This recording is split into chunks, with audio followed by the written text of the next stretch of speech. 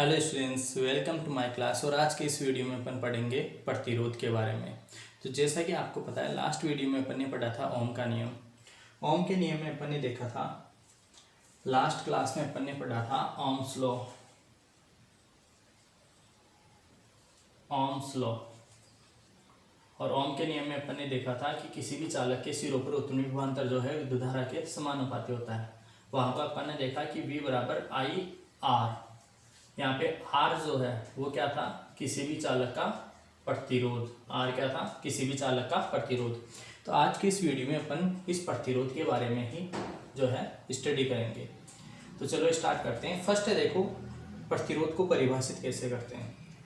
तो स्टूडेंट, प्रतिरोध को इस प्रकार से दिया जाता है कि किसी भी चालक का जो प्रतिरोध है, किसी भी चालक का प्रतिरोध जो है विद्युत धारा या फिर आवेश प्रवाह के मार्ग में उत्पन्न बाधा, विद्युत धारा या फिर आवेश प्रवाह के मार्ग में उत्पन्न बाधा को ही चालक का प्रतिरोध कहते हैं। क्या कहते हैं? चालक का प्रतिरोध। प्रतिरोध के लिए प्रतीक होता है R तथा इसका मात्रक होता है ओम। प्रतिरोध का प्रतीक होता है R तथा इसका मात्रक होता है ओम। अब नेक्स्ट देखो कि जो प्रतिरोध होता है ये एक्चुअल में चालक में उत्पन्न क्यों होता है। देखो, समझने की कोशिश करना है स्टूडेंट्स।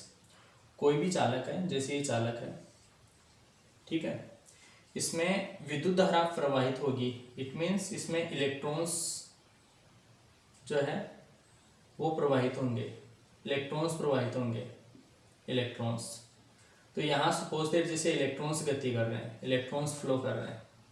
तो जैसा कि अपन को पता है, कोई भी जो चालक है, ये चालक है, इस चालक में विद्युत धारा प्रवाहित कर रही है, मतलब इलेक्ट्रॉन्स प्रवाहित हो रहे हैं। जब कभी भी किसी चालक में इलेक्ट्रॉन्स प्रवाहित होते हैं, जब किसी चालक में इलेक्ट्रॉन्स प्रवाहित होते हैं, तो उन इलेक्ट्रॉन्स के अलावा उस चालक में कुछ अन्य कण भी होते हैं, जैसे प्रोटॉन्स या न्यूट्रॉन्स, कुछ अन्य कण भी होते हैं, अन्य कण। तो ये जो अन्य कण है, ये इलेक्ट्रॉन्स के मार्ग में जो बाधा उत्पन्न करते हैं, ये अन्य कण जो है वो इलेक्ट्रॉन्स के मार्ग में जो बाधा उत्पन्न करेंगे उसी को अपन क्या कहते हैं? प्रतिरोध कहते हैं। उसी को क्या कहते हैं? प्रतिरोध। अब नेक्स्ट देखो कि ये जो प्रतिरोध है वो कौन कौन से ऐसे कारक हैं जिनके ऊपर निर्भर करता है। तो नेक्स्ट है प्रतिरोध को प्रभावित करने वाले कारक। प्रतिरोध को प्रभावित करने वाले कारक, ऐसे कौन कौन से कारक हैं जिनसे कोई भी प्रतिरोध जो है वो प्रभावित होता है या फिर उन पे निर्भर करता है। तो देखो, ये कोई चालक है, ठीक है, ये कोई चालक है, मान लो L लंबाई का, और इसका ये यहाँ अनुप्रस्थ काट क्षेत्रफल है। ये वाला जो एरिया है वो क्या कहलाता है? अनुप्रस्थ काट क्षेत्र कहलाता है। अनुप्रस्थ काट क्षेत्र, राइट। तो यहाँ पे देखो,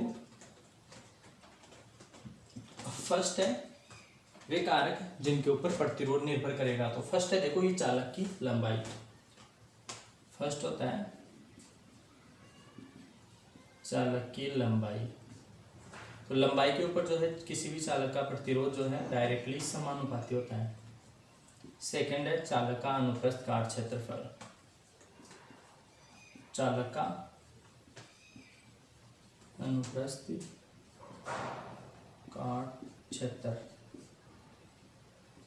ये जो होता है व्युत्क्रमानुपाती होता है। एक होता है तापमान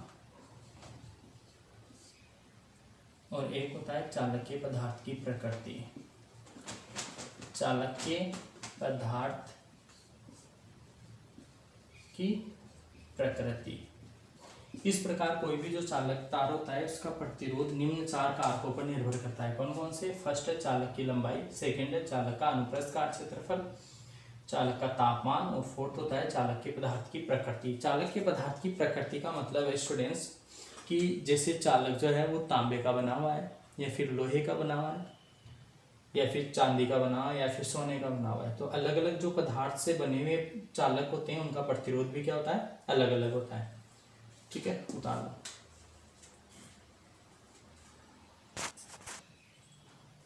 तो नेक्स्ट है देखो मोस्ट इंपोर्टेंट नोट पॉइंट कि चालक का प्रतिरोध जो है, प्रतिरोध का प्रतीक आर तथा मात्रक ओम होता है।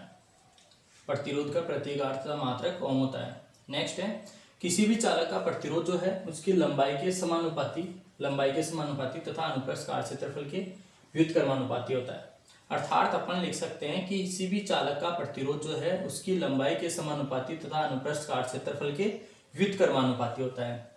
ये क्या है, ये लंबाई है और ये क्या है, अनुप्रस्थ काट क्षेत्रफल है, अनुप्रस्थ काट क्षेत्र, राइट। यहाँ से जैसा कि पहले भी अपन ने ओम के नियम में भी देखा था, जहाँ कहीं से भी समानुपाती वाला चिन्ह हटता है तो वहाँ पे कोई ना कोई एक नियतांक आता है। तो यहाँ पे जो नियतांक मिलेगा अपन को R बराबर रो एल बटा ए, R बराबर रो एल बटा ए, प्रतिरोध का मात्रक ओम। यहाँ पे स्टूडेंट्स देखो, यहाँ ये जो रो है, रो क्या पढ़ते हैं इसे, रो जो है उस चालक का विशिष्ट प्रतिरोध या फिर प्रतिरोधकता कहलाता है। यहाँ रो जो है चालक का विशिष्ट प्रतिरोध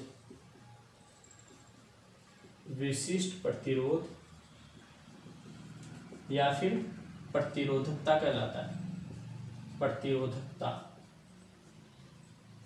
कहलाता है, ठीक है। उतार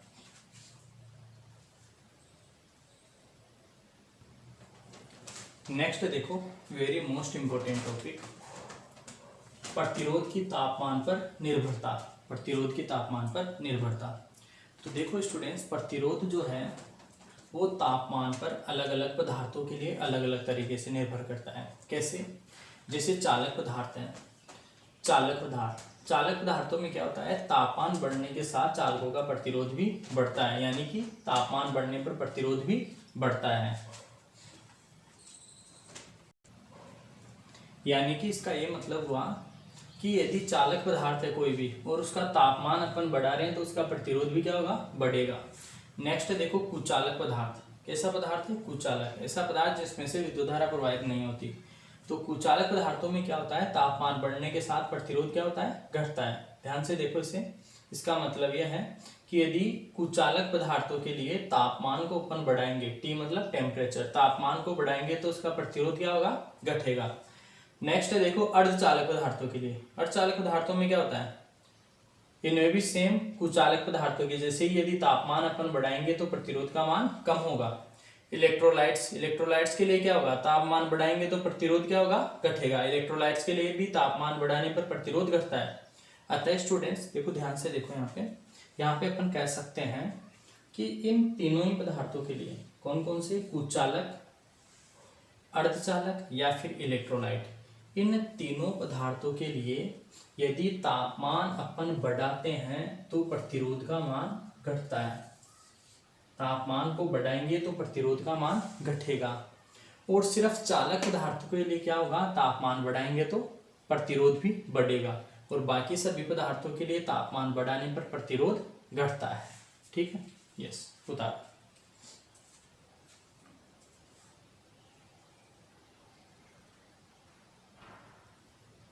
नेक्स्ट स्टूडेंट्स, क्वेश्चन है।